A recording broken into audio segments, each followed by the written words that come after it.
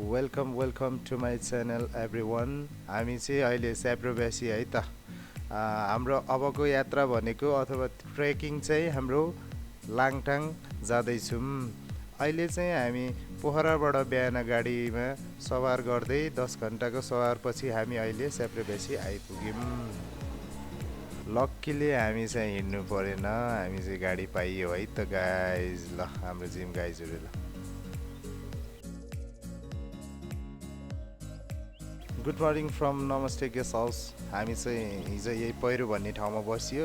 दाई good morning from bamboo है त। अहिले चाहिँ हामी ब्याम्बोमा आइपुगेको छौँ।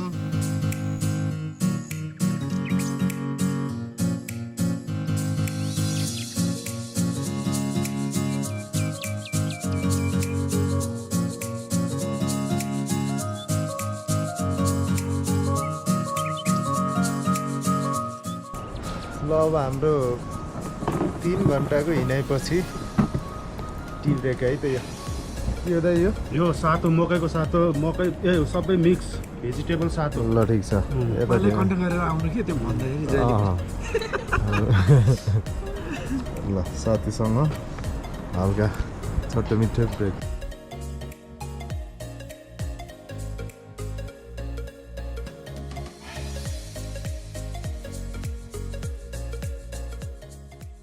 ओके गाइज, फाइनल्ली हामी चाहिँ रिभर साइड आइपुग्यौँ र अब भनेको हाम्रो खाना खाने समय है त रिभर साइड।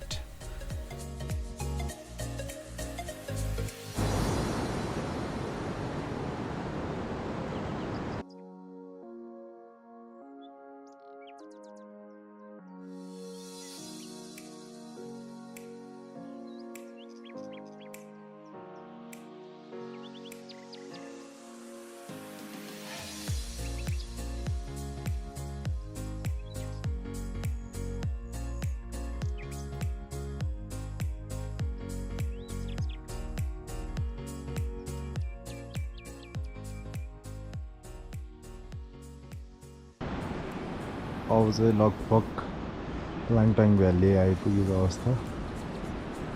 अबको 10-15 मिनटमा पुग्छ होला सायद। लाङटाङमा ब्रेकफास्ट गर्दै बिहानको ब्रेकफास्ट है। हेलो ल अब हाम्रो यात्रा गोम्पातिर। See you there guys. ल है त रेस्क्यु गर्न आएको हेलिकप्टर है गाइज यो चाहिँ। ल है त guys, this is sea buckthorn juice from Langtang valley.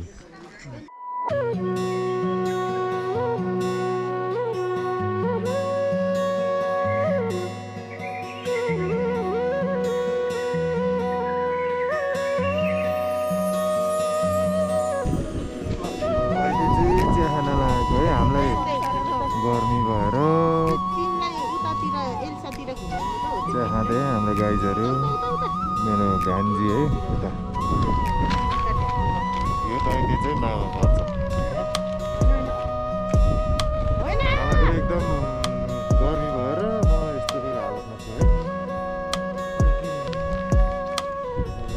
चिया खानु पर्यो।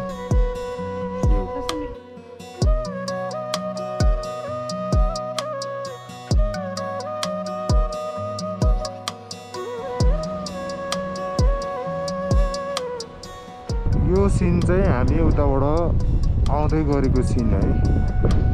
हामी त्यो खोल्सा होइन खोला आएको है त। फाइनली है गाइज, हामी चाहिँ केन्जिङ गोम्पा भन्ने ठाउँमा आइपुगेछौँ। दिस इज अन्तिम स्टेसन है बस्नको लागि चाहिँ। आजको बसे चाहिँ यतै हुन्छ, तर हामी चाहिँ यसो माथि भ्यू हेरेर फर्किन्छु कि भन्ने प्लान गरेछु। हामी बस्ने होटेल यतातिर हुन्छ कि यता हुन्छ त्यो चाहिँ थाहा छैन। फाइनल्ली हामी बस्ने होटेल चाहिँ यो साइडपट्टि यो अगाडिको होटेल भयो है। अब एकछिन खाजा खानुपर्छ। विश्रामपछि हामी माथि भ्यू हेर्न यो भ्याली हुँदै हामी अब माथि केन्जिङरी 1 घन्टाको बाटो भन्दै हुनुहुन्थ्यो। अब यसपछि माथि भेटौँला है त गाइज।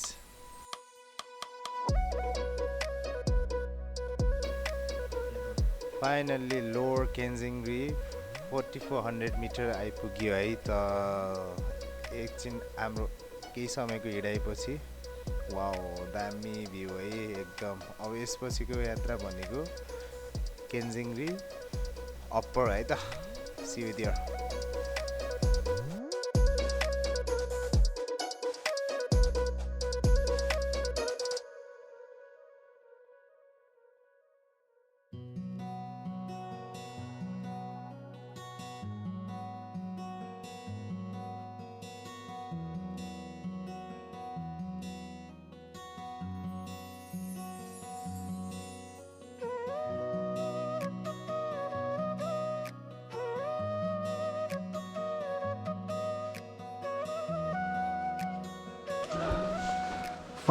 Finally, Kenzing 4700 meter.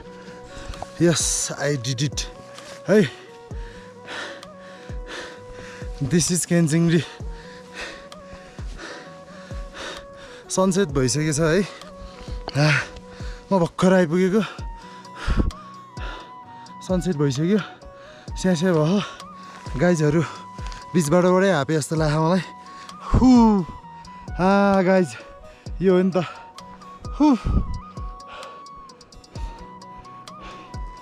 तर अलिकति अँध्यारो देख्न सक्छ है त। यो चाहिँ केन्जिङ 2 है। 1 अघि नै आइसकेको छ मेरो भिडियोमा है त। फाइनल्ली यो हो नि त नि मजा। स्वर्ग आएको फिल भयो है। स्वर्ग हेभन भनेको यो रहेछ जस्तो फिल भइसक्यो है मलाई। हाम्रो यसपछिको खाना है डाइनिङ हलमा गोम्पा भन्ने ठाउँमा भोलिको चाहिँ यात्रा चाहिँ हाम्रो सिलिगुडी बिहान 6 बजेको भ्यू है।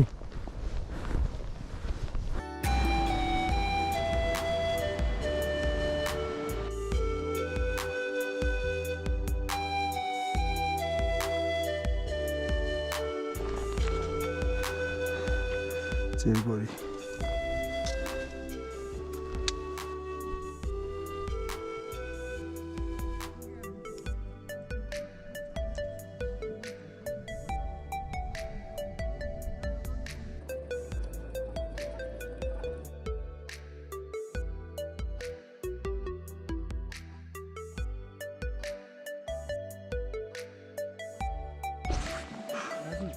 कस्तो फिल भयो बेन यहाँसम्म आइपुग्दा? अहिलेसम्म अनि हाम्रो दिदीलाई कस्तो फिल भइरहेको? के यस्तो हामीलाई यस्तै भएन बे। Please don't ask. दही तिमीलाई ओइ कस्तो छ?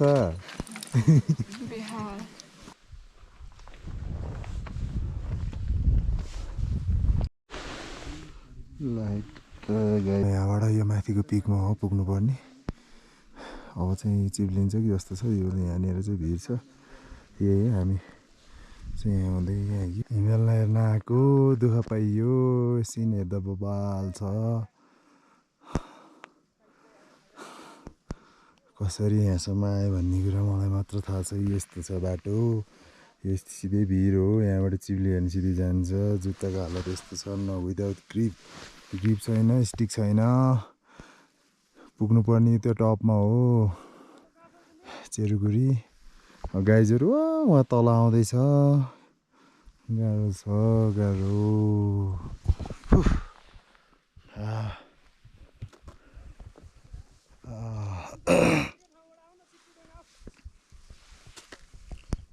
अबको केही समयमा माथि जाने प्रयास गर्दैछु।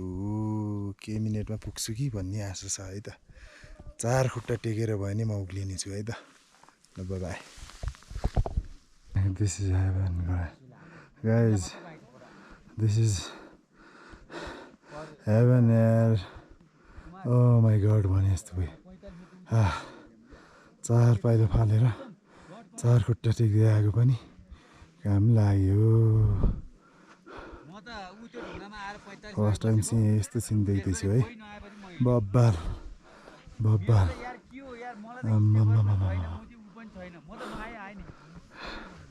टु मच सेटिस्फाइड है। कस्तो दामी यार यो हो नि त 5000 को हाइटमा आएर भिडियो बनाउनुको मजा छुट्टै मिठो वाह गाइज वाह अझै म टपमा पुग्नै बाँकी छ है यहीँ माथि हो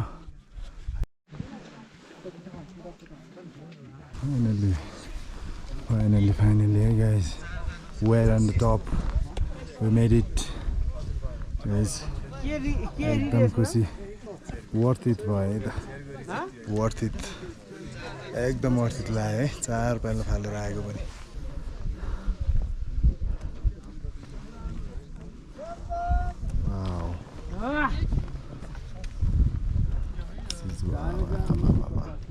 हामी आएको चाहिँ यो खोल्साको डाँडाको बिच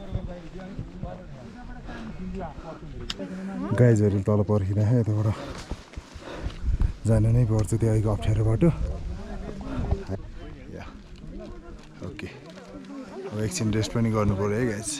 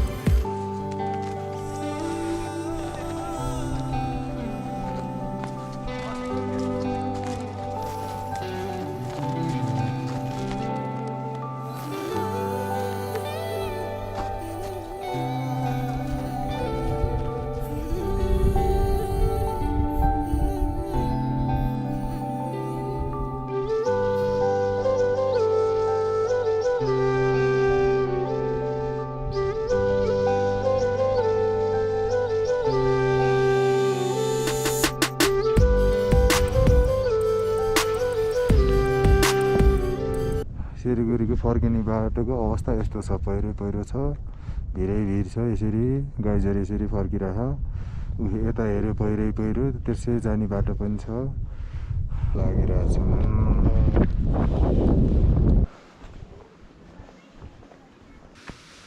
केही समय खाजा खानपिन भइसकेपछिको अवस्था अनि अब हामी फर्किँदै हो यो लाङटाङ भ्याली पानी परेको अवस्था छ मान्छेहरू रेनकोट ओढेर हिँडिरहेछ हामी चाहिँ के गर्ने हिँड्दो मन भएर बसिरहेछौँ यसो लगाइरह फुसफुस पानी परिरह जाने यतैतिर हो अब ओह्रालो पानी परिरह जङ्गलको बिचमा ट्रेकिङ गर्नु पनि गाह्रो छ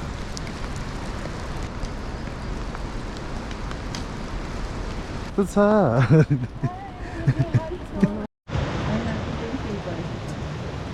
2 घन्टाको हिँडाइपछि 3 घन्टा 3 घन्टाको हिँडाइपछि हामी अहिले रिभर साइड मान्छे रेनकोट ओढ्दै हिँड्दै हो रिभर साइड रेस्टुरेन्ट है म चाहिँ चप्पलमा है चप्पु अन्डा वेट गाइज ठिक छ नि ओके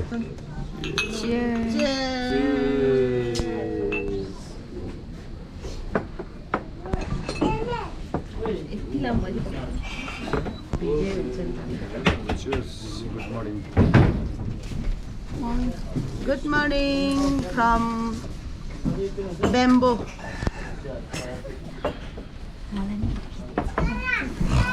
तरकारी खोइ अब ब्रेकफास्ट गरेर हामी चाहिँ साढे back दुईटा to- तरकारी यो चाहिँ अब ब्याम्बो भन्ने ठाउँ अब गेस्ट हाउस ठाउँ पनि ब्याम्बो हो अब हामी चाहिँ टक्क लाएर सेप्रेब्यासी फर्किने ब्याक टु पोखरा यस अब चाहिँ 1-2 घन्टा हिँडेपछि गाडी चढिन्छ त्यसपछि गाडीमा सरर होइन त सही हो ओके सी यू फाइनल्ली है सेप्रेब्यासी आइपुग्यो हाम्रो 6-7 दिनको ट्रेक रहेको थियो र अब भनेको हामी पोखरा फर्किँदैछौँ धन्यवाद तपाईहरूले अन्तिमसम्म हेरिदिनु भएकोमा अब चाहिँ मेरो नेक्स्ट ट्राभल भ्लग चाहिँ छिट्टै आउँदैछ सब्सक्राइब गरिदिनु होला हेरिदिनु होला धन्यवाद नमस्ते